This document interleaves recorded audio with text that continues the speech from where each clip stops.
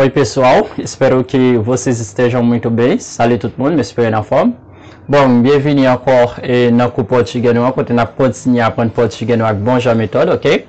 E hoje a gente vai falar de presente progressivo e passado progressivo, ok? Aujourd'hui, on va parler de temps qui c'est présent progressif et puis passé progressif, qui est extrêmement important, qui va permettre d'exprimer en pile idée, ok, pour être très pratique comme d'habitude, ok, pour alors comme on va dire, il y a un monde qui ça va faire là pour répondre à faire tel bagaille, ok, et qui ça va faire là, m'ta fait tel bagaille, ok, voilà, et on va tout voir comme on va dire, moins chita, moins campé, moins couché, etc., ok, voilà, cette vidéo qui a riche en connaissance, continuez à regarder jusqu'à la fin parce qu'on va l'apprendre en pile. Si vous avez raté n'importe quelle vidéo avant, l'important parce que c'est un enchaînement. En passant, ou même qui est nouveau sur la chaîne là, abonnez, ça fait un peu plaisir. Like vidéo et ça fait un peu plaisir toujours. Et puis, aidez-nous à partager pour travailler là, continuer aussi. Merci un peu. Et n'a lancé, ok? Présent progressif, ok? Et présent progressif. Nous utilisons présent progressif là, c'est pour parler d'une action qui est en cours, ok? Une action qu'a fait, ok? Qu'a déroulé. Par exemple, si je t'avais dit, m'a mangé, ok? M'a baigné, ok? On m'a demandé qui ça m'a fait là, m'a mangé, m'a baigné, etc. Donc, je suis capable d'utiliser présent progressif, ok? Normalement, pour une action qu'a fait et dans le moment n'a parlé. Mais, on parle de tout le capable d'une action qui juste gagne une longue durée, ok? Par exemple, avec apprendre, nous parlons de ça, ok? Et puis, passé progressif, c'est pour une action qui était en cours, ok? Si on m'a demandé qui ça m'a fait là, ok? Je t'avais dit, je t'ai bien ou bien je t'ai dormi, etc. Donc, m'a bien passé et progressif, ok? Voilà. Et bon, comment présent progressif la formé? Ok? C'est verbe estar, ok? N'a bien au présent de l'indicatif, presente, mais gerundio, ok? N'a bien verbe estar, ok? Qui c'est verbe être au présent de l'indicatif, ok? Plus gérondif, verbe qui exprimer action. Nous t'ai parlé de verbe estar déjà au présent de l'indicatif, ok? Mais nous réécrit là pour, ok? Voilà. Plus gérondif. Comment on a fait pour nous joindre gérondif et verbe? Ok, par exemple, nous avons un verbe travailler, ok, et qui c'est infinitif, qui veut dire travailler. Et bien, pour me joindre gérondif, n'importe verbe là, et c'est simplement m'enlever R qui est dans terminaison, et puis m'ajouter NDO ça, ok? Ok. Et n'a simplement enlevé R qui est dans terminaison, qui est le verbe en AR, ER, IR, on va simplement enlever R là, et puis on va ajouter NDO, ok? Par exemple, travailler, vin ba moins, travaillando, ok? Ouais, R là sorti, moins R plus NDO, ok? Et puis, apprendre, ok? Vin ba moins, apprendendo, ok? R là sorti, c'est R plus NDO, ok? Assistir, ok? Qui veut dire garder, si m'a dit pas garder un bagage, ok? Voilà, apprendre c'est apprendre, travailler c'est travail, ok? Eh bien, assister, le mot c'est R là, c'est R, ok? M'enlever R là plus NDO, ok? Venir assisting, ok? Voilà, donc c'est facile pour jeune gérondif n'importe verbe, ok? Et quand il y a bien verbe estar au présent de l'indicatif, nous avons ça déjà qui est bon nom, estou, estar, estamos, estão, ok? Pas oublier de dire, et premier partie, n'en parler en pile fois, et brésilien pas utiliser, ok? Yo simplement et prend ça qui vient après S là. Et S là, on pas utiliser en pile fois dans parler, ok? Par exemple, si m'a dit estou trabalhando, m'a travail, m'a simplement dit tô trabalhando. Et wap travail, você tá trabalhando, ok? Ok? Et suivi de S, ok? Et les peu prononcé d'un coup I tout, et ça, ok? Voilà. Et bon, ok? Eu estou, ok, me parle mettre pronom là, ou connaît déjà, donc, dans la vidéo avant, si vous avez raté en avant, pas hésiter à regarder parce que la important pour remplir, ok? Et eu estou, você, ela está, ok, nós estamos, vocês, ok? Estão, ok? A gente está, tout ça, nous t'ai parlé de eu déjà, ok? Voilà. Et bon, et quand il y a estou trabalhando, map travail, si m'a dit wap travail, você está trabalhando, nap travail, a gente está trabalhando, ou bien nós estamos trabalhando, ou bien encore você, ok? Et nap travail, même pas dans nous ça, ok? Vocês estão trabalhando, yo ap travail, elas estão trabalhando, ok? Voilà. Et ça c'est pour verbe et travail, ok? Si n'a dit m'a pas prendre yon bagay, ok? C'est pour une action qu'a fait dans le moment n'a parlé là exactement, c'est juste une action qui gagne en longue durée. Si me dit m'a apprendre portugais donc, c'est que me commencer à apprendre et son langue continue à apprendre, ok? Voilà. Et eu estou aprendendo português. Não meter português lá pour. Ok, mas vai aprender português. Estou aprendendo português, ok?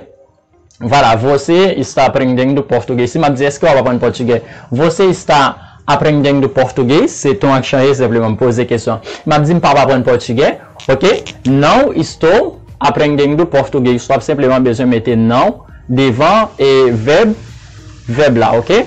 Notez ça déjà. Bon, même si je ne pas écrit bien, ok? Notez déjà non ou à placer devant, ok? Et si je dis non, je ne pas travail, ok? Si je demande est-ce qu'on travaille? Est-ce que je travaille là? Você está trabalhando ou travail, ok? Non, non, não estou trabalhando, je pas travail, ok? Voilà. Et voilà. Eu estou assistindo, ok? Map garder un bagay. Estou assistindo filmes, ok? Map garder film, ok? Nous allons pratiquer ensemble, ok? Voilà. Et bon, en nous rentrer dans la partie pratique là, si nous demandons au monde qui ça va faire là, ok? Qui ça va faire là? Bon, moi, je change bon. Et qui ça va faire là? Pour me poser question, ça, je suis capable de dire, ou qui, pas oublier, ou aller pour qu'on là, prononcer ou, ok? Ou qui est qui, et dans le là, prononcer ta con i, ok? O que é que você está fazendo? Que ça va faire là? Ok? Que ça va faire là? O que é que você está fazendo? Ou bien, o cas pas utilisé par ça, mais un peu de fois brésilien utilisé, mais simplement dit, o que você está fazendo? Que ça va faire là? Ok? Mais o que é que a, les brésiliens parlent rapide, yo, Gilles prononce le kiki. Toute partie ça, dans la conversation, l'obtenez un brésilien, car simplement dire kiki. Yo utilise l'appel. Donc, nous devons tout permettre de familiariser avec ça. Ok, kiki. Si je dis que ça va faire là, je vais dire o que é que você está fazendo, que ça va faire là, ou bien encore, o que você está fazendo, ou bien encore, simplement dire que você está fazendo. Pas oublier me dire et est-ce qu'on va prononcer, laisse ça, parler rapide après le fois brésilien me dire que você está fazendo, que você está fazendo, que você está fazendo, ok? Donc, il veut dire que ça va faire là, ok? Maintenant, si je dis ma travail, eu estou trabalhando, eu estou, ou bien eu estou e es lá, ou well, ok? Eu estou trabalhando, notez ça déjà. Si je dis ma travail, par exemple, konya, agora veut dire konya, ok? Eu estou trabalhando agora, ok? Ma travail sur un devoir konya. Eu estou trabalhando sobre veut dire sur un bail quelconque, sobre algo, ma travail sur un bail quelconque, ok? Ma travail sur un bail quelconque, ok? Ma dit ma travail sur un devoir, eu estou trabalhando sobre uma tarefa, ok? Ma travail sur un devoir, tarefa veut dire devoir, ok? Voilà. Si ma dit m'a regarder un feuilleton par exemple, eu estou, ok? Pas oublier me pronom qu'a utiliser ou qu'a va utiliser. Eu estou, bien, eu estou assistindo, les amis viennent assistir, qui veut dire regarder un bail quelconque, ok? Eu estou assistindo uma novela, ok? M'a regarder un feuilleton, ok? Novela veut dire feuilleton, ok? M'a dit m'a regarder film, simplement veut dire m'a regarder film. Eu estou assistindo filmes, ok? Quand il y a veut dire qui ça et li a fait là, son l'autre monde, les amis parlent simplement gain está, ok? Kiki ele tá fazendo. Kiki ele tá fazendo. Se son garçon, se son filho m'a dit Kiki ela tá fazendo. Ok? Voilà. Donc, on va répondre. Ele está, ok? Assistindo filmes. Ela está assistindo filmes. Ça dépend de ça la faire. Ok? Voilà. Quand il y a si m't'a dit qui ça nous a fait là, c'est plusieurs monde. Là, ça m'a dit ou qui est qui, ou bien même là encore, ou bien ou qui vocês, ou bien simplement dit qui. O que é que vocês estão fazendo? Conhece esse plusieurs monde. Là, je vais fazer, ok, qui veut dire faire, ok? Là, eu ajouter doa, eu retire là, je viens bien fazendo, ok? Verbe là, c'est fazer. Ok, voilà. Écoute, ça va belle là même, non? Désolé. Ok? E o que é que vocês estão fazendo? O que ça va faire là? O que é que vocês estão fazendo? Eu vou parler rapide là. Vocês estão. Est là, vient joindre avec et là, vient une liaison qui fait depuis vient une son vocês estão, ok? Voilà. O que vocês estão fazendo? Ok? O que vocês estão fazendo? Essa vocês estão fazendo, ok? Quando pour me répondre, nous sommes pas besoin de dire non, on capable d'utiliser agente pour lui. Agente está, laisse agente marcher avec deuxième forme verbe là point. Ok, agente está, Ou bien si c'est noise la m'utiliser, qu'on a marché avec forme ça. Noise estamos, ou bien estamos tout court, ça noise la pas paraître, ok? Noise estamos, qu'on a me dit ça n'a faire, ok?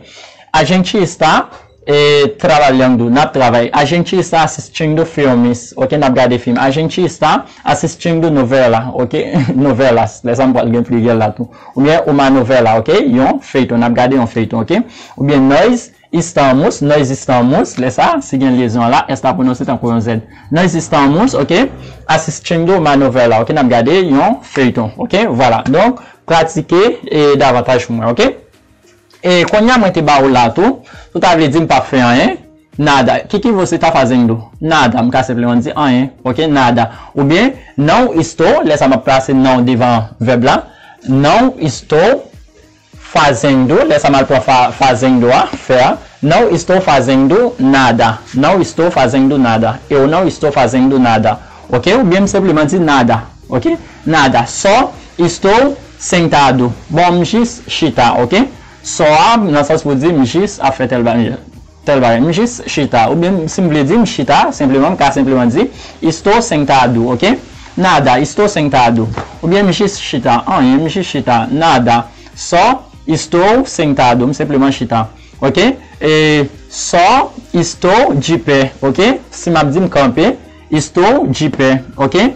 E moi couché, estou deitado, moi couché, estou deitado, mjis couché. Só estou deitado, ok? Se m'a dit não coucher, laisse me dizer a gente está deitado. No campo, a gente está de pé. No chita, a gente está sentado. Bien, nós estamos, ok? Voilà. Donc, pratiquer pour moi est davantage. Une question, pas hésiter à poser dans les commentaires, ok? Quand nous parlons, ok, passado progressivo. Passado progressivo, ok? Trop précis. Voilà, on pose ça, ça va, ok? Et mon yo besoin comprendre, n'a pas comprendre. Donc, question pas hésiter à poser dans les commentaires parce que je là pour me servir, ok? Voilà. Et pour passer progressif là, eh bien, c'est verbe estar, m'a toujours gagné, verbe être, ok?